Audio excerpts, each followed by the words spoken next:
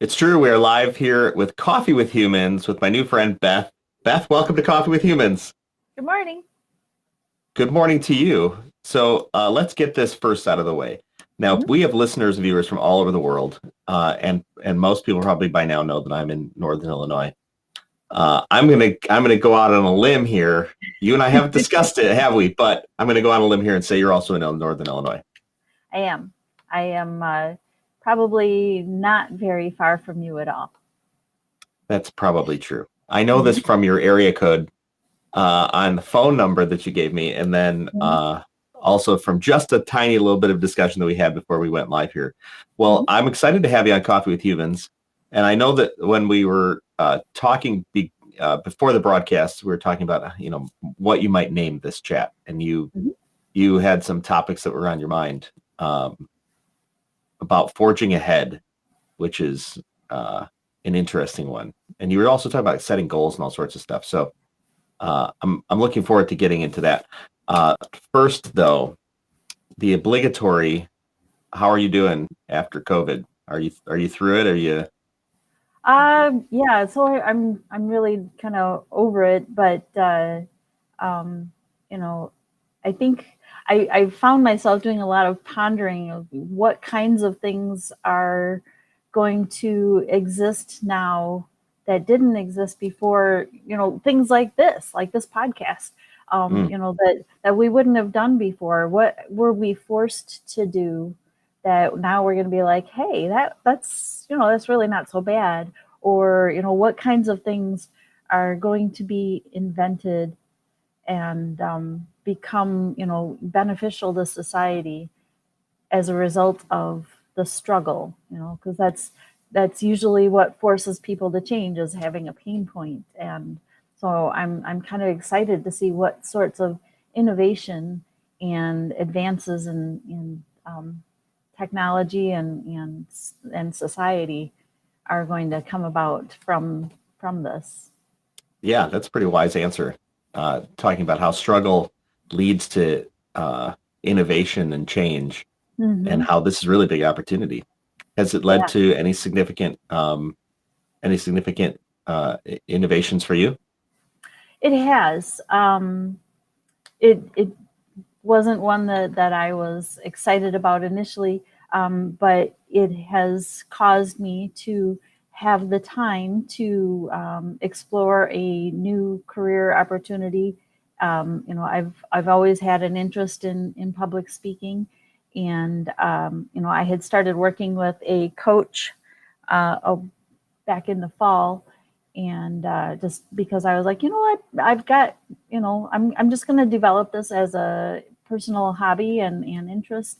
And then in the end of November, I ended up losing my job because I worked for a not-for-profit that made its money gathering lots and lots of people in places together. And when you can't Mm, do that, there's no income coming in, which means that people in non-essential functions are unfortunately, eliminated from, my position was eliminated. And yeah. so it's given me the time and the drive to put more energy into developing this interest and hopefully taking it forward. Wow. Well, Yeah, that's pretty cool. yeah. Yeah, well, as you noted, one of the things that came out of the pandemic and lockdown is Coffee with Humans, which is why you Hmm. and I get to connect today. So Hmm. I'm thankful to have you here. I'm thankful to learn about you and share your story. And also, as I mentioned before the broadcast, it's dialogue, not a monologue. And for our viewers and listeners who are just joining us, Coffee with Humans is candid conversations between strangers who become friends. And Beth and I don't know each other yet. We met about 10 minutes ago, a little bit more, and then we're going to get to know each other through this talk. And you, all of our viewers and listeners, are along for the ride. So welcome to everybody. So what's this forging ahead thing about? Why is forging ahead the topic that you would name our time together? I feel like it's a big theme in my way of thinking and in a lot Mm, of things that are happening in my life. Um, one of the topics, one of the other, titles that I mentioned was, losing it all. And, once you've lost it all, there's just one way, and that's forward. And, you can't focus on what should have been or what, would have been. You can only focus on what is and move it forward. And if you don't like what it is, then as you move forward, you change it. And if you do like what it is, then as you move forward, you can improve it or tweak it or whatever. But you can't stay where you are, and you can't fix what should have or could have or would have been. And so that's kind of one of my mantras in life, is just to move forward. And so here we are. Move forward, and here we are. Right, that's pretty concise. Right. Yes. it seems simple. I can't imagine that coming to the conclusion of moving forward has been a simple or easy process. Yeah. No, not at all. There's been an extreme amount of growth and healing. I've lost several very, significant people in my life within a very short time span. I lost my mom, and then just a few months later, I lost my dad, and then I lost a maternal grandmother less than a year later, and then my husband shortly after that. So, wow, it's been a bumpy road, and it's easy to get bogged down in why me, and this isn't fair, but the truth is that the only option is to go forward. And Viktor Frankl, in the meaning of man, or Man's Search for Meaning, talked about how once you find a purpose in your suffering, it's no longer suffering, and you can endure just about anything. And that's really, I have found to be true. And so that's, my goal is to use the experiences that I went through to help other people, to guide other people through the difficulties that they may have, and give, the experiences that I've had a purpose. How did you come about the understanding, or maybe the will even, to find purpose in the middle of all of that pain? So the first person to pass was my mom, and her last week of life, I did the hospice care here in my home, and it just seemed, all the things. It seemed unfair. I felt like I needed more time with her. I wanted to make sure that she understood how loved she was, and I knew that the way to do that was to care for her. And she had this amazing, amazing hospice nurse, and she taught me a lot. And in learning how to care for my mom, and then my mom passed, and then my dad had hospice care at his home, and then when my husband got cancer, and we got to the point that he was needing palliative care and then hospice care at home, I found that I had a confidence in knowing that I could care for him that I wouldn't have had if I hadn't already done it. When we look back on all our days, it's like, well, we made it through every one of them. And so it just, I had this confidence, and knowing that, okay, well, maybe this is why I did this with my mom, so that I could do this now, and know that I was giving Bill the best comfort and care that I could, and not be afraid. How long has it been since you've been on the other side of that time? Bill passed away on February 17th of 2019. So it really hasn't been that long. Yeah. No, but when you find out that your spouse has terminal cancer, so he was diagnosed in April of 2017, and that's really when your a spouse starts to grieve loss. You don't typically, uh, when you know it's coming, Yeah. you start grieving right away because the relationship changes almost immediately. You go from being a spouse to a caregiver and a supporter and a cheerleader and a educator and all of those things. And so the relationship shifts so significantly that you really kind of start grieving almost immediately. Yeah. And so, in that respect, it's been 4 years. Um, and, you know, it's still, you're never ready for that moment. But I feel like because of the other losses that I had just had, um, I understood it a lot more. Grief is an amazing teacher, whether you want the lesson or not.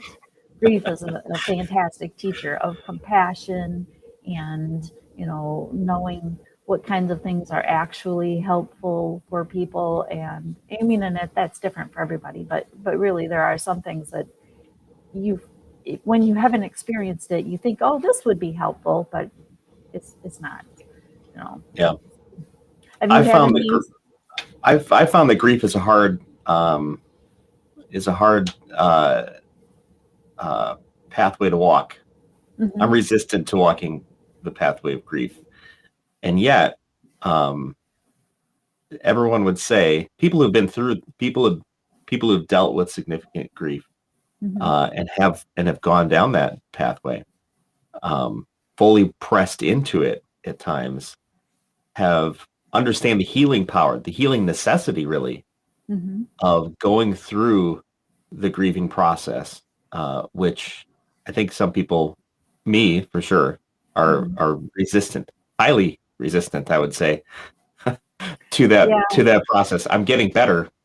Uh, I'm getting better at it, um, but I find for me, I search for meaning too quickly, okay. Mhm.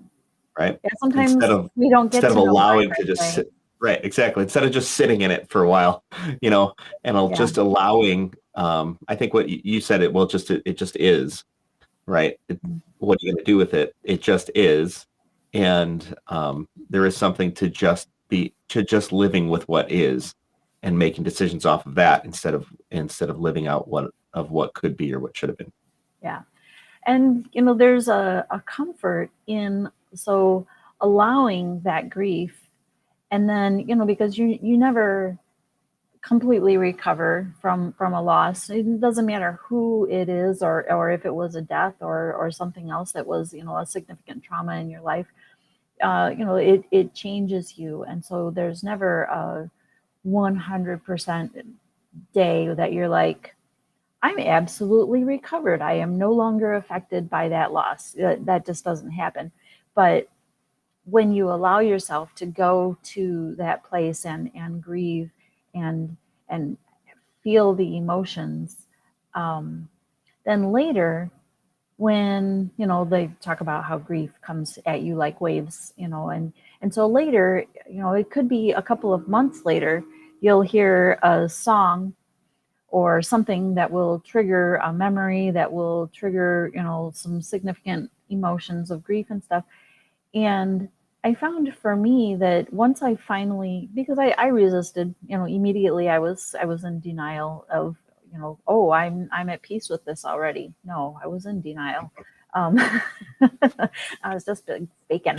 um, but once I did allow myself to be in that place, I found that I was strong enough to come out of that place on my own too. And that had been a fear of mine, is that if I let myself be sad, I have Mm. two kids to care for and to parent and to lead by example. And what if I can't pull myself together? And when I saw that I could, and I just trusted it, later, when these waves of grief would hit me, I felt okay and I felt safe to let myself have those feelings because I knew that I could pull myself back out of it and I was in control. And that's a big thing for me. I'm a little bit of a control freak. So, to know that I was strong enough Yeah. to do that helped me a lot. Yeah. That resonates with me. It rings true in my experience as well. My experience of grief is much like you talked about with a wave, Mm-hmm. or it's deep sadness or something like that. It's almost like standing on the shore of the ocean and looking across the horizon, and for me, it's like I kind of see like that might be a wave out there, right? And then um, and then as it starts to get closer, like, oh no, that's a wave. And what I had done, or what had the ability to do for so long in my life, was just be able to like push those waves down, just be like, oh, that's not there, before it got to shore. And then I learned, necessarily so, I think, to allow that wave to come in. The trouble is that first experience of really deep sadness is that wave that comes over, and I felt like, boy, this is the tsunami, right? It like hits, and then all of a sudden pushed back under the water. Everything's deep, everything's dark. I'm never coming up. I'm not going to survive this. And then after 24 hours or something, it's like an absurdly long time. It seems also, it's like, boop, like I'm above the water. Okay, I survived this. Oh, that's Mm-hmm. what that was like. And almost by repetition or through repetition, uh, the learning to understand what that process is like, and then develop coping mechanisms, good positive coping mechanisms to come out of that, Mm-hmm. has allowed, I think, allowed the experience, or can allow the experience of, quote unquote, negative emotions or whatever, allow those experiences to come, which they have to. It's Right, one of those right. things that we keep pushing them down, pushing them away. There's no place for them to go. They're just pushed into some hypothetical, Yeah, area we're within us, creating which compressed gas. And exactly, yes, which sooner then or later, it it comes can't take exploding any out. less volume, right? Yeah, it comes back to get you in all sorts of fantastic ways, Mm-hmm. which is, I think, um, it seems to be that grief and loss is a clarifying experience. The process of feeling those emotions somehow clears out some of the stuff in our psyche, and Mm-hmm. then also, through that process of clearing, it almost seems we come out with better sight. We can see more clearly through that process. What Yeah, do you think of that? I would agree with that. I think that you're forced to focus on Mm, the priorities when you're faced with even if it's not your own uh, death, you're faced with our own mortality, and you start thinking about what kinds of things matter and what kinds of things don't. What is just silly and petty, and what can I do without, and how can I make my time moving forward more joyful or less stressful or simpler or closer to my vision for my life. Just you start to think about those things and evaluate you know what's the junk food in my life that I could clear out. Where's the potato chips that can be thrown away, and the donuts, or whatever reminds me your of vice is. reminds me of a comedian I was listening to last night, and he said something like, you're human when, or he said, have you ever looked back and thought, if I would have spent 5 minutes a day on something, I could have been an expert in it by now, and yet you could still not find the motivation today to Right. start. And it seems that when we don't allow ourselves those clarifying experiences, the things that we wanted, the things that we want to focus on, they disappear. We don't pay attention to them. But when we see mortality, when we see there's an end, all of a sudden we're like, oh, wait a second. It brings a focus, I think, that Mm-hmm. our lives need. Yeah. Because without it, I think, I think a lot of us, me certainly, would not find some of the motivation to do the things that I've done. Yeah. So Yeah. And your speaking engagement stuff, and public speaking am I right in hearing that you're using your story and the things that you've been through in your speaking? yes. Yes. I have a few interesting things, kind of worked into speech. I worked with a coach, and we recorded one on a story from when I was my kids were younger and we went to Disney World, and I overcame fear of roller coasters, and I got on this roller coaster with them, and I was terrified. Um, but it was only a 62-second roller coaster ride, and I thought, you know what, I can get through anything for 62 seconds. And so I went on the roller coaster ride. I didn't die. I didn't throw up on anybody. I bought the tourist t-shirt to celebrate and made a big deal about it. But after that, I had always told myself that I couldn't do roller coaster rides because I was too scared. I was too Hmm. this and too heavy. One of the other things that I've lost was I had weight loss surgery 5 years and 3 days ago, and I lost half of me.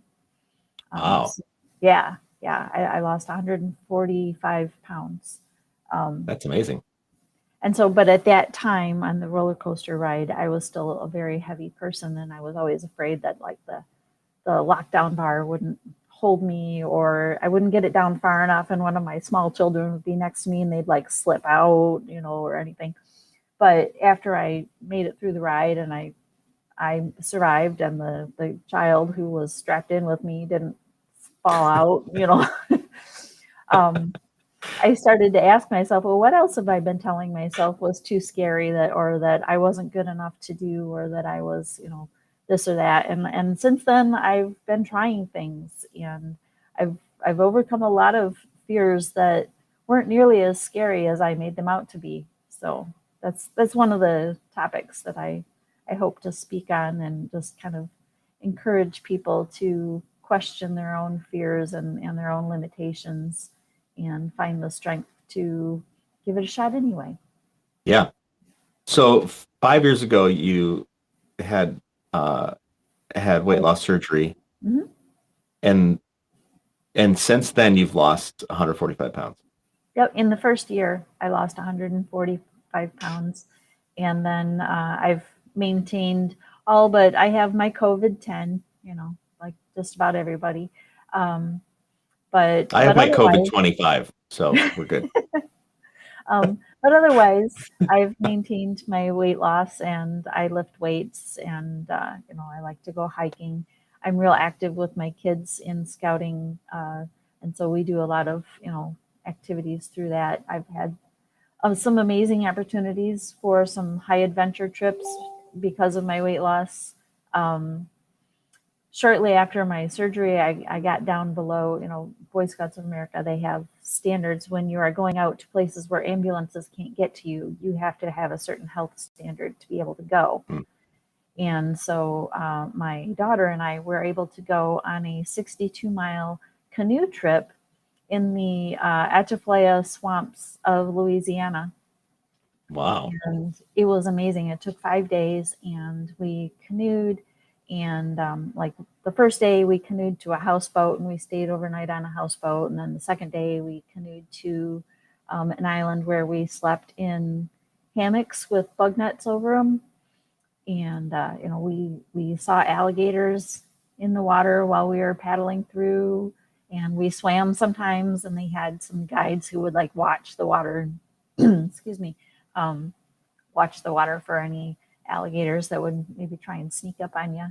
And then, I mean, just the water birds were so amazing. And the change of scenery and geography and, everything like that. It was just beautiful. And it's an experience I wouldn't have had if I hadn't Right. lost weight. Yeah, that's a big deal. I mean, Mhm. it's a challenging thing for anybody to lose weight, um, especially especially when lifestyle needs such a significant change. I Yeah, mean, nobody goes about keeping off weight for any period of time without a change in lifestyle. It sounds like you shifted not only your mindset, which is the first thing, it seems, but then you followed through with shifting the things that you do and how you treat the body that you have. right, right. Yeah, you can't, you know, a lot of people think that weight loss surgery is like the easy way out, but it doesn't make Mm. cheesecake and ice cream taste bad. Brownies are still amazing. It just makes me not feel good now. Um, but once in a while, a bite or two is still something that I do. But yeah, you have to completely change how you think about things and change your, establish very clearly to yourself what your priorities are, what's important to you. And you have to develop a lot of self discipline. And when that fails you, you need people around you who can hold you accountable because, you can't always count on motivation and discipline because some days it's just not there. But if you have people who are supporting your goals, and they will help you, and they, maybe when they go buy groceries, they don't come home with a quart of ice cream that's your favorite flavor, or sometimes they do, and then Right. there are some words exchanged. That um, is one of the keys. The key is to not have to cut out all of the things and just not have them available. right, right. I was talking with somebody the other day about decision making and how we have a finite capacity to decide things throughout, in any given day, and that finite capacity is refreshed, but um, uh, it's early in the morning, so I'm forgetting the word for it, but it's basically it's a capability for decision. You get 100%, and every decision we make, no matter how small it is or how big it is, depletes that Oh, capacity of 100% decisions, right? right. and Um, and as you get closer, is this the conversation where as you get closer to the event there are fewer possibilities? oh, Is that was a different one. That was on Yeah, quantum. That was yeah. on That free was a will heavy and Yeah, that was an awesome quantum. conversation. I had to watch it Yeah, twice quantum because entanglement. yes, yes. It I was I really love interesting. that. Yes. Well, the conversation I was having regarding decision making was that we we tend to um, over decide. We make so many decisions that when it comes to then like, hey, what are we going to have for dinner? Or I'm hungry, I need something. It's just like, boom, go for the easy because it's the fastest, it's the least the most efficient. It's the least Hmm. energy. So it's the decision that takes the least energy.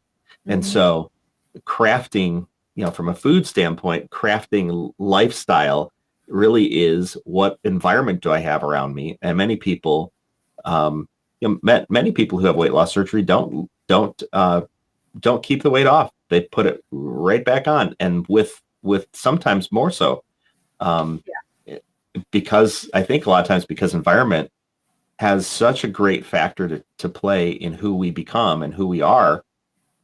And it seems to me that you have shifted your environment to support to support the lifestyle that you want to have. Right. Yeah, there are, I do some meal prepping. I try to always have fresh vegetables cut up. I always have the ingredients to do a couple of, simple, very quick, easy things. My kids, I'm very lucky. My kids are very not picky eaters. So, I'm not having to prepare, the super healthy, low calorie, low fat, whatever meal for myself, and then a separate meal of, whatever for them. This is our journey. I made it our journey. They didn't really get a say in it, unless they want to make their own dinner. Uh, but they came along, easily and happily, and they're great at eating vegetables, and not left to their own devices, will they eat an entire family size box of macaroni and cheese? Sure, absolutely. I just try not to look, I'm like, wow, they're growing, okay. Once in a while, that's a thing that should happen, but they've been great about it, and that has made it significantly easier for me because yeah, if you don't change how you think about food, you'll go right back to it as soon as if you reach a goal and you're like, okay, well, I did that, now I can go back to hitting the drive-through once a week, and then pretty soon you're hitting the drive-through 2 or 3 times a week, and then pretty soon you're downing 2 Whoppers or whatever. It's this habit creep, and it sneaks in with just an exception, and then it becomes a habit, and then it becomes a bigger habit, and we can build. I just not too long ago read the book Atomic Habits, and Oh, you can build bad habits little by little just as easy as, well, probably easier than you can build good habits, because they're easier, because there's probably a better payoff in your brain, because it's a quicker satisfaction. And so things like, I'm going to steal one French fry from your thing, and pretty soon I'm having 3 or 4, and then I feel kind of bad because I'm always stealing your French fries. So I get myself a small fry, and then I get used to that, and then I eat a medium fry, and so you just have to not let yourself have that habit creep and build. I love the word crab it though. Yeah. That was good. That was a good slip. I was like, yes, I'm on board. Kravitz. Yeah. I'm gonna trademark it. Yeah. Well, along the lines of lifestyle change, we began Mhm. we began talking about some pretty heavy topics about death Mhm. and loss and grief, and weight loss is a topic that a lot of people deal with as well, which also is, I think, there's grief in that, to some degree as well, because it's a loss, it's a leaving behind of the familiar Right. and moving ahead into something that's unfamiliar, And often pretty which, uncomfortable, initially, at least.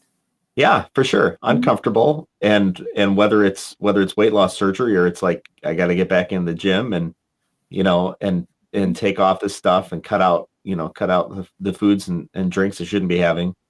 There is I think some grief to that, and in either case, it seems to me that being being willing and assertive, not only willing but assertive about changing our circumstances, changing the things that are around us, to move us forward into Mhm. the people that we are becoming or want to be. That seems to be, it's an active process, It rather is. than a passive process. Mhm. So as you've moved through grief, or created new habits, I know I'm an amazing, we'll say, researcher. Um, I know that you used to be a trainer, and I know that you like karaoke, and I know a lot of things about you. Um, I would be You like sure do. I would be like a really, really bad ex-girlfriend, because I could find out just about anything. um, but so, what are some things that you did as you were trying to change habits, or change, career paths, or whatever, to help yourself through it? One of the most important things that I've found is surrounding myself with people who are real supports and not just friends, right?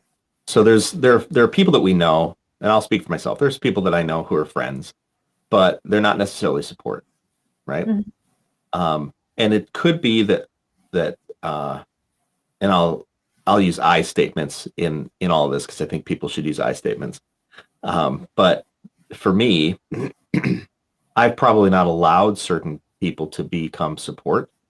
They might be great support, but I've not allowed that because I'm sort of a hands I'm like a arm's length kind of guy sometimes. Mhm. So the I do know that I've been strategic about surrounding myself sometimes with people who are like, I need this type of person in my life. And I make it known to that individual, like, this is like, I need you to play this role at times for me because Mhm. I just know that this isn't a place that I'm good at. And there's a great friend of mine. Um, and he helped me. There was a time when he's one of those friends where I guess we're very similar, but he's one of those friends that you can just send a text message or respond to a text message usually, and Mhm. he's like, something's not right. uh, and I love that kind of friendship. So he sent a text message to me, and I responded. He's like, "How are you? How you doing?" I was like, I don't even know what I said right at the time, but he poked at that a little bit, and all of a sudden he's videoing me, and uh, and it was a and I was really struggling at that time. Uh, it's so much so that it was one of those days where it's just like, I don't even know what to do. Maybe nothing's important. Right, right. It wouldn't matter anyhow. Mhm. And I was in this funk, right? You probably recognize and prior viewers and listeners recognize what it's like to be in that funk. And I was just like, I'm not going to get this. I'm so capable. Um, I've and I even know what to do, but I just don't have the willpower to do it. Couldn't figure it out. And he said to me, he said, what's one thing that you can do that's important today?" And I was like, I don't know. Yeah. And and uh and so finally gave me the answer. He's like, well, how long is it going to take you? And it was something like 20 minutes. And I was like, about 20 minutes, you know. and and so he said, well, here's what you're going to do. You're going to get up and you're going to drink a full glass of water. And I was like, fine. And so I did. And then he says, okay, now you're going to go for a mile run, and I want you to call me when you get back. And I was like, I don't want to go for a mile run. He's like, go for a mile run and call me when you get back. And I was like, That's awesome. fine. So I did. And then he says, now drink another full glass of water. I was like, fine. And he says, now what's that one thing you can do that's going to take you 20 minutes? You're going to do that. And then you're going to call me when you're done. And it wound up taking like 10 minutes. Right. And, he systematically walked me through that day. And to me, one of the most critical factors is looking when I've needed to move forward. It's less about looking inside. I already know the things that I should be doing. I'm clearly not doing them. Um, I need that outside input. I need to be surrounded by people, and I think there's a wisdom in picking who those people are and being Right. assertive about that rather than just letting, uh, you know, I, I don't want to say it so flippantly, but letting the universe decide. Yeah. There is a time for that, but how about picking the people and saying, hey, I need support, and here's what support looks like to me sometimes. Can you Yeah, do that because for it's me? not always the same. Yeah, totally. Sometimes you need somebody, to just be a cheerleader, and sometimes you need somebody to be the bad cop, and sometimes you need somebody to just sit there and poke at you until, and yeah. Yeah, I consider my friends in like circles, and like the inner circle. I hold a Friendsgiving every year, and that inner circle is invited to Friendsgiving. And I always tell them, you're invited because I trust you enough that I could call you with I could be out on a highway at 2 o'clock in the morning with a flat tire, and I could call you, and A, you would answer the phone, and B, you would come help me. Even if it was winter and, a really lousy night, you would come help me. And I have that trust in you. And so that's that inner circle of people that I have that kind of trust with them.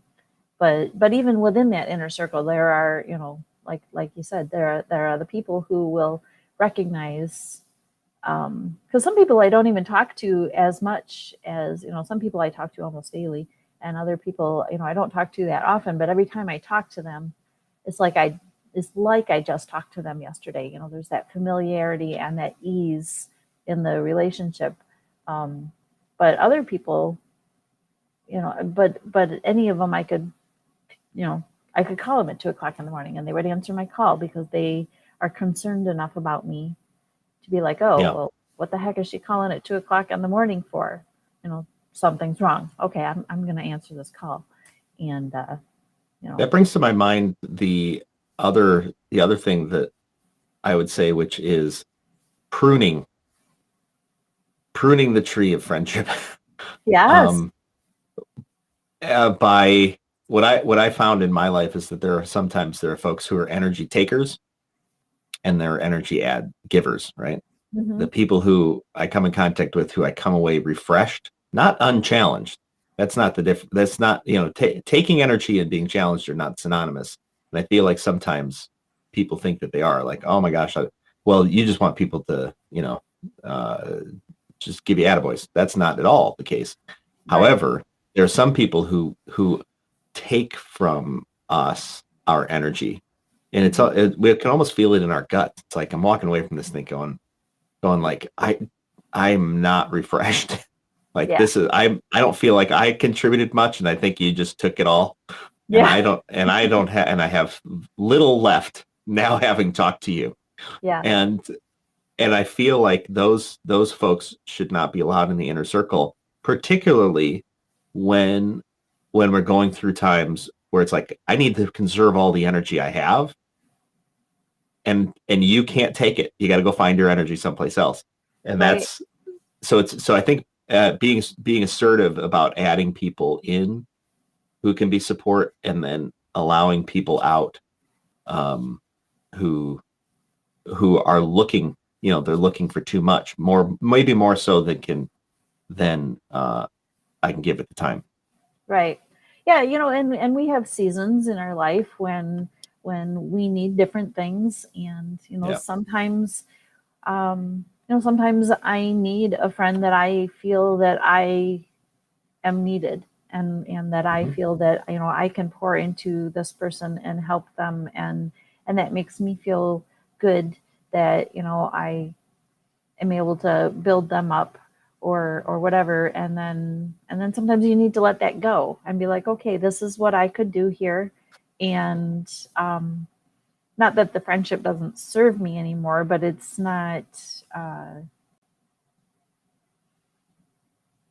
it's it needs to go to an outer circle, take a step out into the circle ring, and not be as close as it was before. It's not that I'm going to be like, I'm unfriending you in my life, but I may not reach out to them as frequently as I used to, or Sure. and I'm not going to call them when I'm troubled, or things like that. I think it's just the principle of, or for me, I think it's the principle of, putting on your own mask first, or working out of the surplus, right? If there's not a surplus, it's very hard to give, Right. Particularly emotionally. I think, and sometimes it's easy to get caught in a cycle of giving more than what you have, when really, and I found this to be true, getting in a cycle of giving when really I should be taking care of myself. I got stuff I need to take care of inside first, and it's a convenient distraction to not Yes. have to deal with that stuff, because it's super difficult sometimes.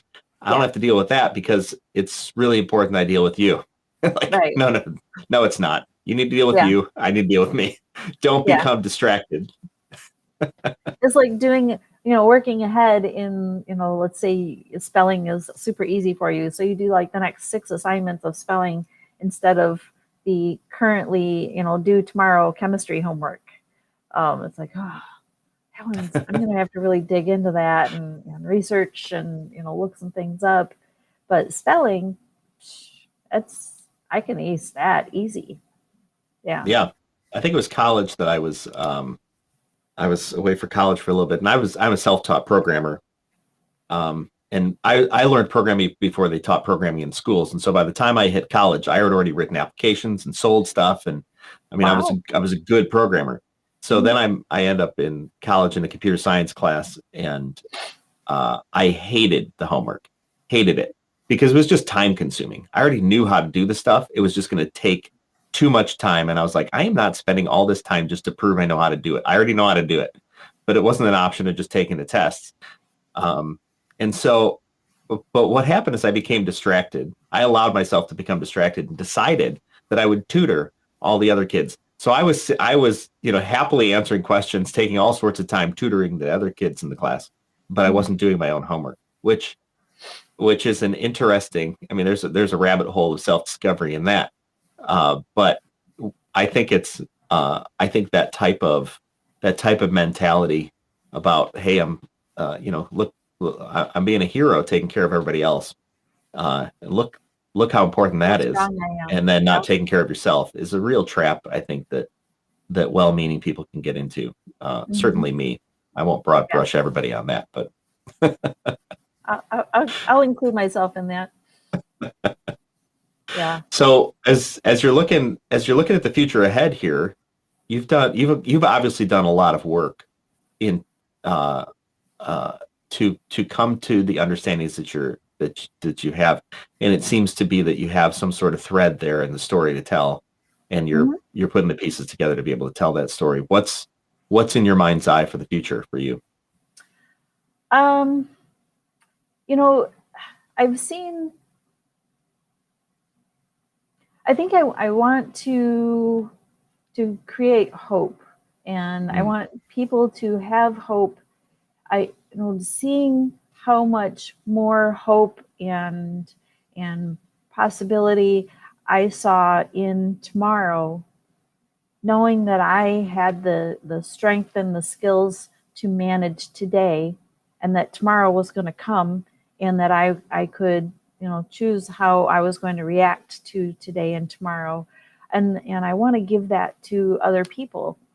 mm, My work through the Scouts, you know, is I see that all the time. I see the program working, and I see, I started off when my son was, in first grade as a den leader, and these, little kids, and they were super squirrely and running all over the place, and there was this one kid that he just really pushed my buttons, and every after the den meetings, we would leave, and I'd be like, please God, let him quit, please let him quit, and he didn't, and then like in fifth grade over Christmas break, like there was a miracle occurred, and he came back, and he was so awesome, and he, his sense of humor had developed where didn't have like this, not really a bullying sense of humor before, but pretty close, and he was kind of disrespectful and stuff, and then over Christmas something magic happened, and a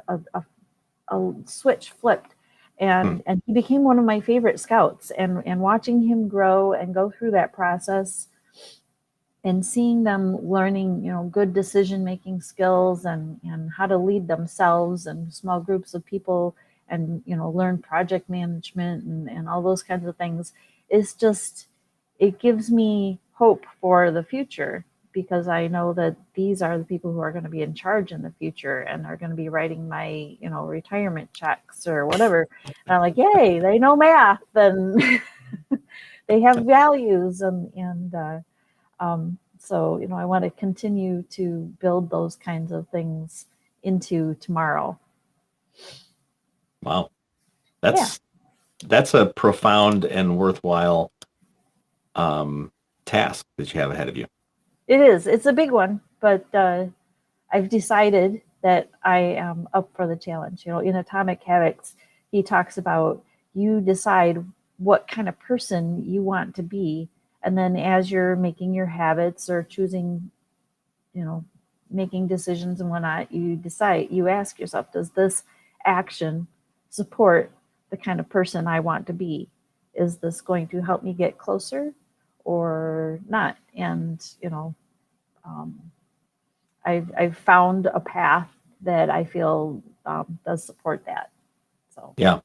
Well, I'm convinced. I honor the space that you're in and the journey that you've had, and that you'd be willing to come here to Coffee with Humans to share such vulnerability, right? I think is the word. Right. Yes. Been vulnerable and talk to us about some really, I think, things that we all have dealt with, are or will deal with at some point in our lives, whether it's the significant weight loss and recrafting our lives and our circumstances, or dealing with death and loss and grief and coming through that. It seems to me that you've also allowed these experiences, and maybe it was already there, and it's just, you're strengthened maybe through these experiences to have that fortitude and courage to move through these things. So I'm looking forward to see what comes next. Thank you. It's kind of like speaking stuff. So I have a chemistry degree. I'm not using it, but I have a chemistry degree, and one of my favorite classes was this solid state chemistry, and we talked about when you heat something and then let it cool, it removes impurities, because as things heat and then they set back up again, crystal structure flaws correct themselves. They change going from solid to liquid, and then as they go back to solid, a lot of the structures are able to correct themselves and to become stronger. That's why we heat treat metals and things like that. We're removing impurities and strengthening bonds and things like that. And I kind of feel like that's maybe what, the last 6 years has been for me. It's been this heat treating process. And, I would like to say, I'm remarried now, and I don't want to go without saying that, because my husband is wonderful. And I think that it's a big thing to take on a widow, in my mind, because, I didn't fall out of love before, and to be okay with that is a big thing.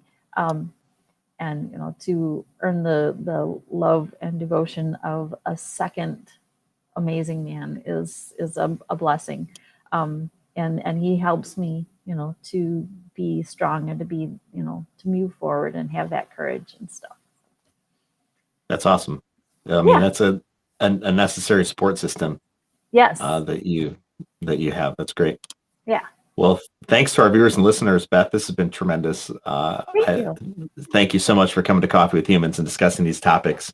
I love it. I take something from this, and if your goal is to give hope, inspire people, to let them know that hope is there, and they can find it themselves. You've certainly done that for me. So thank you so much, and thanks to all of our viewers and listeners.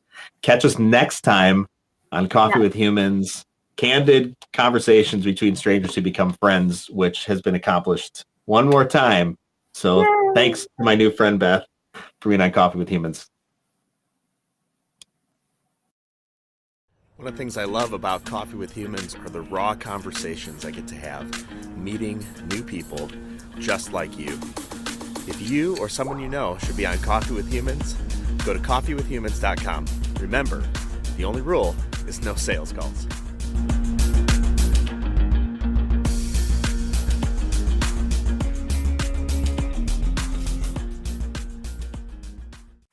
This has been Coffee with Humans. Subscribe to get updates or click to have coffee with me. coffeewithhumans.com.